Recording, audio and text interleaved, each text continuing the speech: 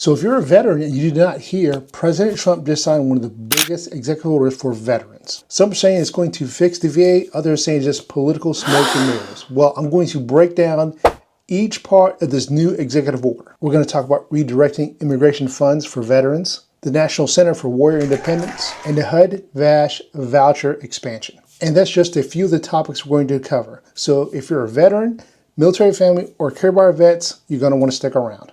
So the first thing it covers is National Center for War Independence, and to me, this is the biggest one, and I think it's great to hear what's going to happen. The National Center for War Independence will be a massive facility offering long-term traditional housing, mental health services, substance abuse treatment, and job placement for homeless veterans. This is in West Los Angeles in the VA Medical Center campus, and the objective is to house up to 6,000 homeless veterans by 2028. But this is just not another shelter. This is a center designed to be a model of rehabilitation, reintegration, not just putting a roof over someone's head, but restoring the ability to live independently, re-enter the workforce, and access the benefits they've earned. Warrior Independence to be located at the sprawling West LA Veterans Campus at Wilshire Boulevard and the 405 freeway. When the new center is developed by 2028, the White House says it could house up to 6,000 homeless veterans. The nonprofit Veterans Collective says it welcomes the news and hopes the West LA campus can serve as a model for future veteran housing sites across the nation. So the land where this is being built is in West Los Angeles. It's 308 acres. This was originally donated over a century ago for the sole purpose of caring for our veterans.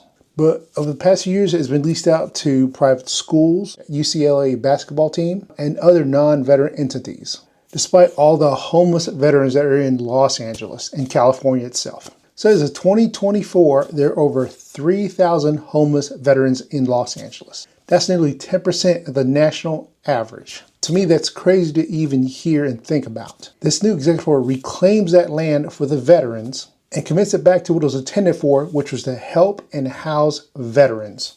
The new center will include the following: addiction treatment and recovering services, job skill programs and vocational training, medical, dental, and mental health support, and a path of self-efficacy rather than just temporary housing. Trump says this will be scaled nationwide if it's successful, and I hope it is.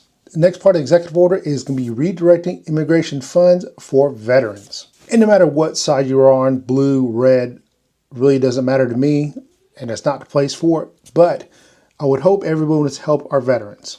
So this is going to break down what the order is saying. Trump's executive order calls for redirecting of federal funds that were previously allocated to housing and services for illegal immigrants toward veteran care and services, specifically for building and operating the Warrior Independence Center, which we just talked about. This isn't an increase in federal funding. It's a reallocation of those existing funds. That means no new taxes, but a shift of where the allocating funds will go. So why does this matter? Obviously, because it's about time we support our veterans. So the next thing I talk about is the HUD-VASH voucher expansion. So this new order doesn't just only help build new homes for veterans, it also calls for scaling up access to housing vouchers to help veterans rent a house in the private market. So basically this will combine HUD, Housing Urban Development, and the VA to work together. So what is HUD-VASH going to be exactly? It combines Section 8 style housing assistance with case management and supportive service for veterans with serious mental illness, substance abuse issues, or chronic homelessness. So what's changing? The order instructs HUD to allot more vouchers, simplify the approval process, and prioritize veterans near the War Independence Center and other high-need areas. So this could be a definite game changer for veterans who can't afford high rent in places like California, New York City, just to name a few states. It'll give them stable housing, access to health care, and to hopefully find employment for them. And obviously, the goal is to get more vets off the street into stable housing. So next thing we talk about is recountability at the VA. So let's be honest, the headlines for the VA have not been very nice in the past few years, if not longer. For long wait times for employees falsifying data, to just outright misconduct. So Trump's executive order reactivates the VA Accountability and Whistleblowing Protection Act of 2017, which he signed in his first term. So here's what's changing. The VA is now required to discipline, terminate, or investigate employees who have committed misconduct, were fired and later rehired under Biden's administration, received back pay after removed from wrongdoing. The order calls for a sweep review of VA personal decisions over the last 4 years, could lead to thousands of staff changes. So obviously the goal is to definitely clean house here. Reward those who serve with integrity and get rid of those who are not helpful at all. And this came from VA Secretary Doug Collins.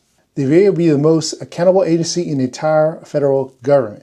This has huge implications not just for veterans, but for VA employees and unions across the country. Next one is a big one for me also. I mean, all these are big for me, but the next one definitely is something that I'm passionate about. I'm not a veteran, but my father was a veteran. My father-in-law was a veteran. I've got tons of friends that are veterans.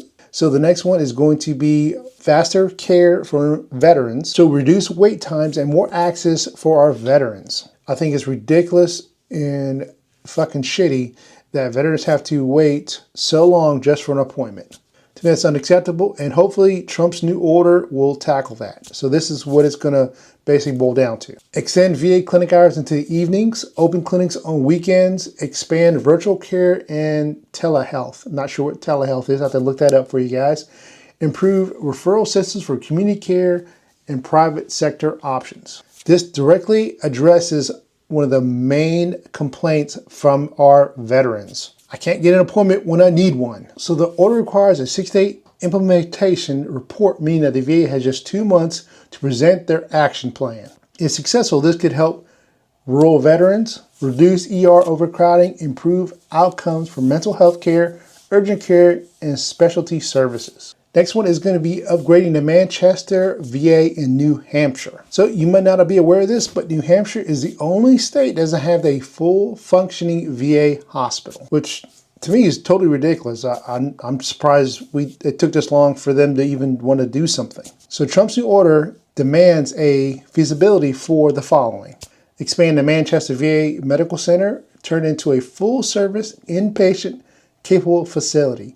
End years of neglect where veterans had to travel out of state for care. Why does this matter? Obviously, each state should have a full functioning VA hospital, in my opinion. This also closes a massive regional care gap. It's a long requested upgrade by New Hampshire lawmakers and vet groups. Could reduce surgical delays and ER transport issues. So the next one is building on Trump's first term reforms, which are the following.